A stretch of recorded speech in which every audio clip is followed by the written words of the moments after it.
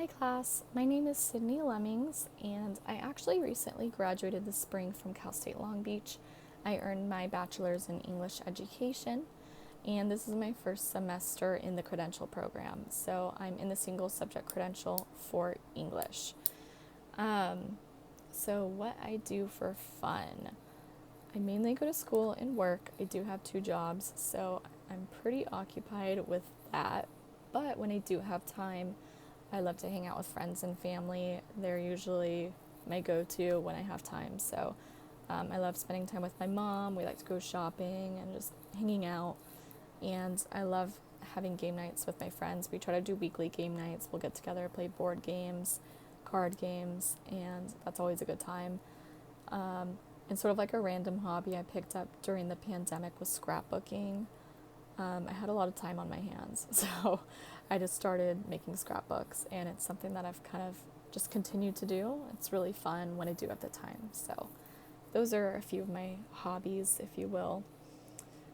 So describe your perception of a good online class. To me, a good online class is a class that has good communication. So obviously that starts with the professor. Having clear expectations and guidelines of the course, keeping students up to date with anything that's changing, excuse me, anything that's changing, any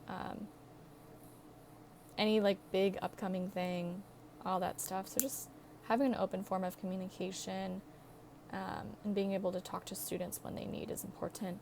Likewise, it's important for students to maintain an open form of communication. So asking questions and reaching out to the professor when we need, but also with each other, which is why I think it's great to do, videos like this or discussion board posts where you can respond through comments and still communicate with the people in your class, especially because it is fully online. We're not seeing each other face to face in person. So I think it's definitely important that a good online class has good communication all the way around. So responding to Module 1 materials, the first video was the instructor video, and it asks, what did you learn from this video? So for me, I learned how to navigate the course, how the course is going to operate, and sort of what the class norms are. So for me, my main takeaway was how I'm going to be successful in this class. As it is asynchronous, and I do have two jobs and other classes, I sort of had to think, how am I going to pace myself in this course? What are the assignments? When am I going to do them? How am I going to do them? A lot of that, so it was a lot of just going over the content page and sort of figuring out what works best for me. So overall, that video taught me how I'm going to be successful and how I can best set myself up for success in this class. So video 2 had to do with special education disability categories, and it asked us to list the 13 disability categories covered. So the 13 categories that we covered were autism, deafblindness, deafness, emotional disturbance, hearing impairment, intellectual disability, multiple disabilities, orthopedic impairment, other health impairments, specific learning disability, speech language impairment, traumatic brain injury, and visual impairment. And those are all categories that fall under the Individuals with Disability Education Act of 2004. So videos 3 and 4, we get into childhood disability and special education eligibility requirements. So it asks, what are the eligibility rules for special education services? So the two rules or eligibility requirements would be 1, disability, so having a documented disability, and 2, adverse impact. Basically, is the child's school performance affected by their disability? Does their disability affect the way that they're able to perform in a school environment? And then it asks, or it tells us to describe 2 common issues associated with adolescents and disabilities. So I think back to the third video for this question, and this was the TED Talk with Dr. Lisa Thornton, and it sort of had to do with happiness, and particularly the levels of happiness of people with disabilities versus people who do not have disabilities. So they found that there was really no difference. However, she did note that the sort of exception to this was when you took away autonomy. So if you took autonomy away from a person with a disability, then they become very unhappy. And I think sort of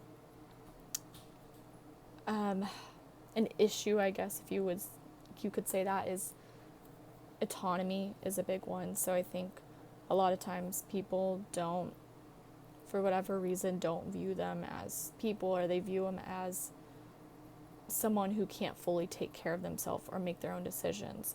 At the end of the day, they are people with their own feelings and emotions and expressions. So it's so important that we give them that autonomy over themselves and their decisions. So I think that is definitely one issue that we can see. A second one that I took from that video was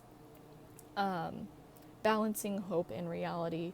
So she discussed a lot of these issues in relationship with parents who have students with disabilities or children with disabilities, but I'm sort of relating it to myself as being a future teacher, and I think balancing hope and reality is something that we can all take away, because realistically, we can have high hopes for a child, but we don't want to let them down, and they don't want to let themselves down for us, right? So I think it's important that we sort of have realistic expectations for these students. It's important to have expectations in place for them, but they need to be realistic. So I think that's definitely important, and those are maybe two issues that we can run into as far as adolescents and disabilities. And then getting into Bateman and Klein, why is people first language important? Give 2 examples. So people first language is important because, one, just that, we're recognizing the person, the people. It's not an autistic person. It's a person with autism. The reason it's important to say this is because they are a human and a person first and foremost. They are not their disability. They are not defined by their disability. It's simply a trait or a characteristic. It's a part of them, but it is not them. It does not mean that that is who they are and that's how they are defined. So I think it's definitely important that we use inclusive language and emphasize the person before the disability. The second reason it's important is because it maintains an environment of dignity and respect. Again, relating this to myself as someone who wants to be a future teacher, I think about my future classroom, and I want it to be a place where it's safe, it's welcoming, it's inclusive, and everyone feels equal. And that includes every person and every ability. So I want to make sure that students are coming into a place where they feel respected and have dignity. So I think those are all really important things. And it's actually something, people first language was not something that was brought to my attention until earlier this year. And language is so powerful. So the way we speak and the way we address people has so much weight. So definitely a big takeaway. And I believe that brings us to the end. It was really great sharing with you guys. I look forward to watching your responses and responding to you guys. And hope we have a great semester. Bye, everyone.